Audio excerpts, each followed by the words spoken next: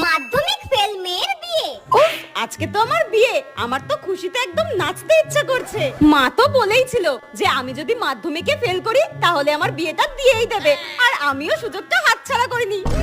আমি মনে হয় পৃথিবীর একমাত্র মেয়ে যে কোনো সরকারি চাকরিওয়ালা ছেলের সঙ্গে বিয়ে করতে চাই না। বিয়ের পর যদি আমাকে আমব্রেলা বানান, সাইকোলজি বানান জিজ্ঞাসা করতো, আমার তো তখন দাঁত খুলে হাতে চলে আসতো। হ্যাঁ, এক মিনিট, বিয়ের পর যদি আমার কপালে একটা কুচুটে শাশুড়ি জুটে যায় আর সারাক্ষণ আমাকে অত্যাচার করতে থাকে, ভোর 5টার সময় যদি আমাকে ঘুম থেকে তুলে দিয়ে বলে রান্না করো, বাসন মাজো, ঘর মোছো, তখন আমি কি করব?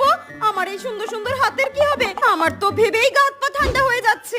হ্যাঁ, এ কি? ওটা আমার শাশুড়ি না?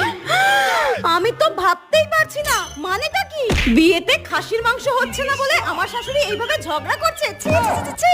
এবার আমি কি করব? আমি বিয়ে করব না, আমি বিয়ে করব